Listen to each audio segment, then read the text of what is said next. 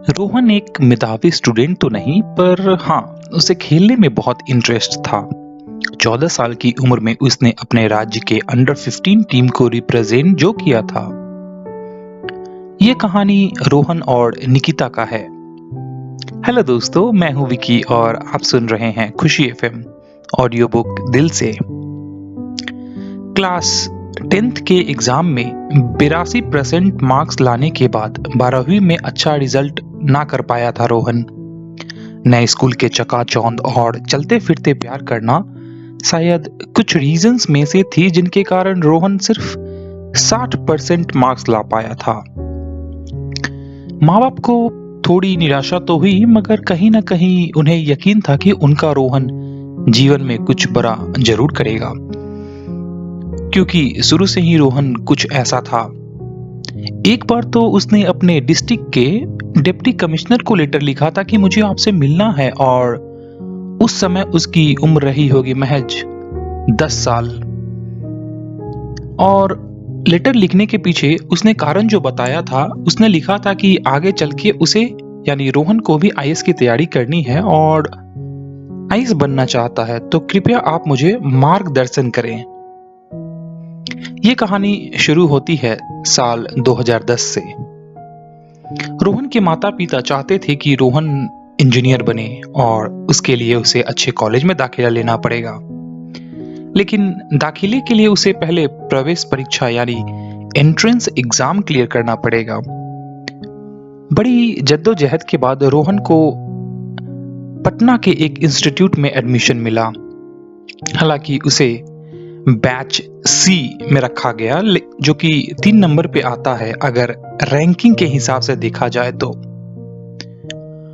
शुरुआती दिनों में रोहन को काफी मशक्कत करनी पड़ी तालमेल बिठाने में, लेकिन समय के साथ ये भी ठीक होता चला गया। पटना में ही रोहन की मुलाकात सिद्धार्थ नाम के एक लड़के से हुई, जो पढ़ने के साथ साथ खेल में भी काफी अच्छा था, जिसके नतीजे काफी भौचक्कित करने वाले रहते थे। और नतीजा यह हुआ कि पहले सिद्धार्थ ने आईआईटी क्रैक किया और फिर एनडीए, जिसमें उसे 3 साल की ट्रेनिंग के बाद इंडियन एयरफोर्स में स्क्वाड्रन लीडर का पोजीशन मिला। सिद्धार्थ की सफलता देख रोहन भी काफी मोटिवेट रहता था और अपनी पढ़ाई को काफी सीरियसली लेता था। बात जन्माष्टमी के दिन की शाम को करीब 7 बजे होंगे। रोहन का फोन बजता है और सामने से आवाज आती है, हाँ भाई, मैं रिमझिम, ये मेरा नया नंबर है और मैंने एक पश्चिम बंगाल के कॉलेज में एडमिशन ले लिया है, जो कि दुर्गापुर में स्थित है। मेरे से आईआईटी वाईआईटी तो होगी नहीं, तो मैंने एडमिशन लेना ही मुनासिब समझा। रिमझिम रोहन की मुंहबोली बहन थी, जो स्कूल के दिनों से रोहन को राखी बांधती आ रही थी। रिमझिम का कोई भाई जो नहीं था। दोनों को काफी देर तक गुफ्तगू करते देख ये समझा जा सकता था कि भाई बहन काफी दिनों बाद बात कर रहे हैं। इसी बीच रिमझिम ने पूछा कि भाई, तुम्हें कोई गर्लफ्रेंड मिली या नहीं? तब रोहन का जवाब आता है, अभी तक तो नहीं, लेकिन अगर तुम्हारी कोई फ्रेंड हो तो बात कराओ।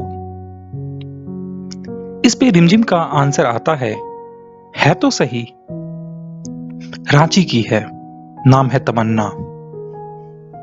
बड़ी बड़ी खूबसूरत आंखें, नूरानी चेहरा, संगमरमर सा रंग, मानो कोई अप्सरा कुछ दिनों के लिए भगवान से मोहल्लत लेके इस लोक में आई हो।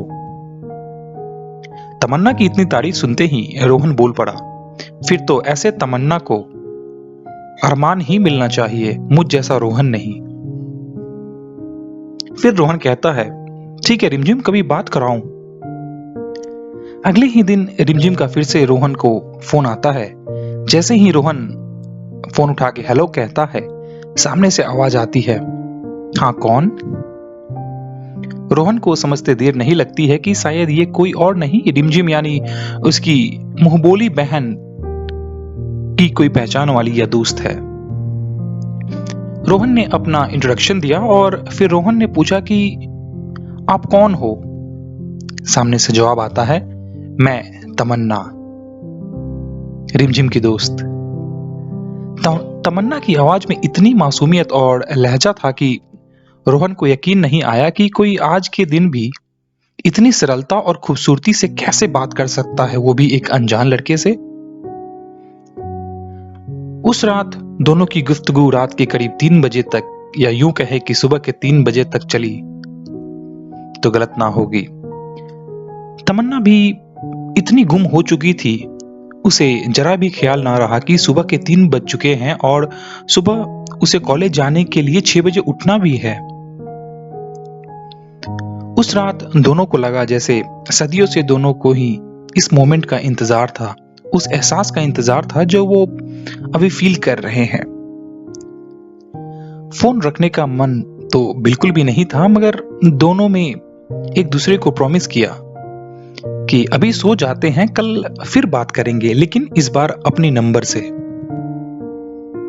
इसके लिए उन्होंने एक दूसरे से नंबर शेयर किया और फिर दोनों की नाइट फाइनली गुड नाइट हुई।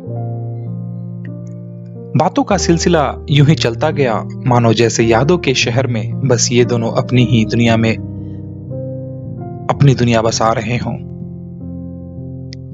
दोस्तों, इस कहानी के और भी पार्ट हैं। आप सुन रहे हैं खुशी एफएम ऑडियो बुक दिल से।